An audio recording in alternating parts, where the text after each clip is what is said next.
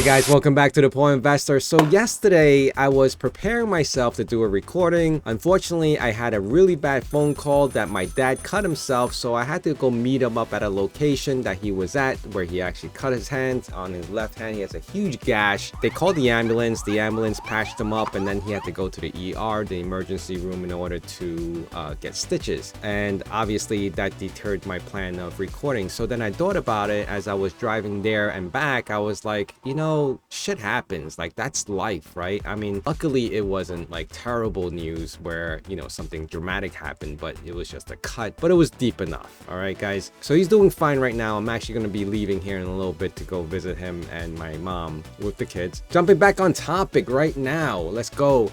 A couple of things I just want to update you guys on in regards to Bram and what he's been tweeting. Actually, he's been tweeting a lot, but no news on Chia whatsoever. And you know, honestly, I've been actually thinking about the state of this channel. You guys can see I had like GPUs and hard drives and all these things mining right now. And of course, the American flag right there. I'm talking about Chia, but I can only talk so much about it. And you guys commented and you guys let me know exactly what I can do or what I should be doing. Like as I watched YouTube videos as I was growing up, there were so many that I followed. There was Epic Meal Time. They were like at the top of their game. Then there was Connor Murphy that, you know, he was like this guy that took off his shirt and he was like all about working out, and then he just had like this whole downturn of events where he was like getting high on drugs or whatever, and now he's come back. But you know, in short, like YouTube is such a, just social media in general, like how long can someone actually last in this game talking about the same thing every single day, right? But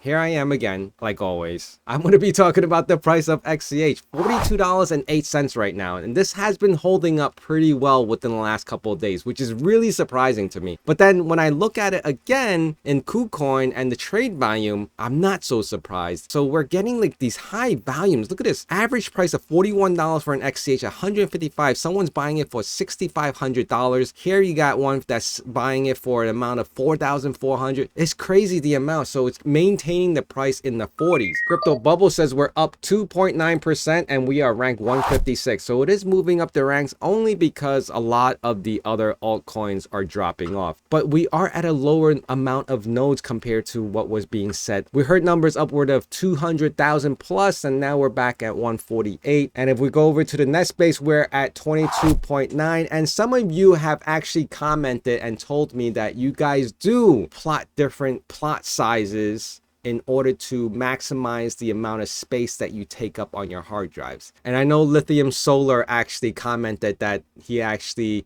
manipulates his drives, figuring out like puzzles, putting in the plot sizes to maximize the entire drive space. So that's pretty awesome to hear. I've never done it myself. Maybe I never had the intellect or the patience to do that. So some of you actually commented and said that whatever unused space, even though you're just plotting K32s, that you're using it to plot and farm chives or something of that nature. A couple of things I wanted to point out here, and this may in fact delay the IPO of Chia because of what's being done and what's being said in our current market condition and what's being revamped by this SEC. Right now, Gensler labels Bitcoin as a commodity and refuses to talk about any other altcoin, including Ethereum. Even though there's an article here, SEC Chair Gensler again says Bitcoin is not a security. What about Ethereum? You could go through a fine comb on all the crypto. I would say majority of them are not securities because they're not selling coins.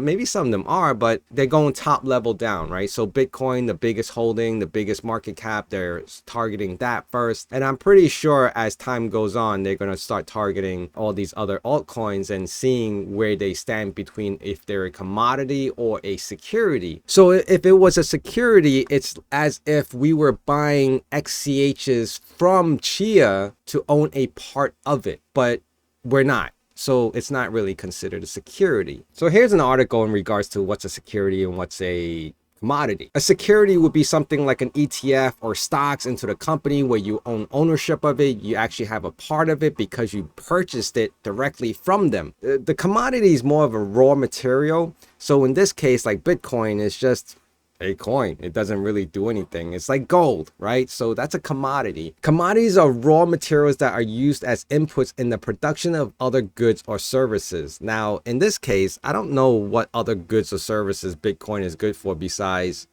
increasing in value, hope, and then you sell it off at a higher price than you bought it at. And that's the only good and services that I can think of. You can't really use it for anything else, I don't think. But so how does this play into the Chia and its, company's 21 million pre-farm? Well, they'll be lending out the XCHs regardless of how high the price or how low the price goes. They'll be fixated at the time of when it's lent out, and it's like getting a mortgage, right? How that plays into this whole SEC is going to scrutinize it and review it as much as they can to see where it stands when they do something like that, because, I'm not sure myself. So that's something that, it will go into a longer discussion in the future, but not right now.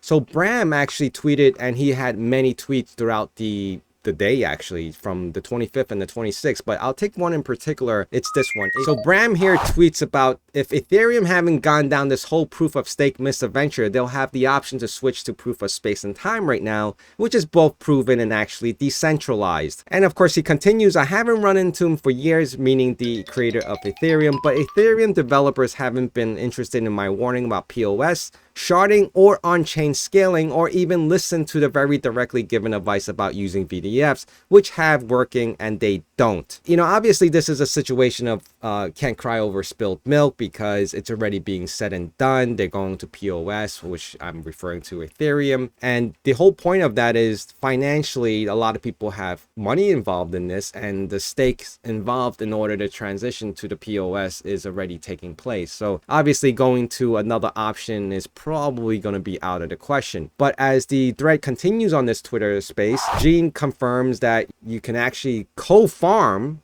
with your existing plots, I believe, with any other altcoins that choose to go POST, which is proof of space and time. How that will play out, that's a whole different technical aspect of it, which I'm not inclined to discuss, because I don't know how that's going to work or who's choosing to go post, besides the forks and these cat coins that we know about. Right? I don't know of any other bigger projects looking into using POST as an option to farm their coins. And there was one discussion, probably just like fairy tale or something, that Doge may, join POST using that to farm Doge coins. Possibly. I don't know. I read somewhere, but I can't confirm it for sure. It was just speculation talk. I believe that even Bram had mentioned it one time or another himself.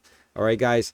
So going back to Kucoin right now. So like I said, the trade volume is surprisingly very strong on the buys to maintain the price at 42, which I'm still in shock that the price is still in the 40s. Honestly thought by now it would have been in the 30s. And I'm still waiting actually to have it hit lower for me to consider even buying into it. We have seen it hit into the mid or high 20s, which is pretty low in my opinion, but I was actually waiting a little longer thinking that it was going to go lower, but unfortunately it has been coming back up, and I see buy volumes are coming high, maintaining its level in the 40s. So guys, please remember to hit that like, comment, subscribe, and I always appreciate you guys being here, and I'll see you guys again really soon. Bye.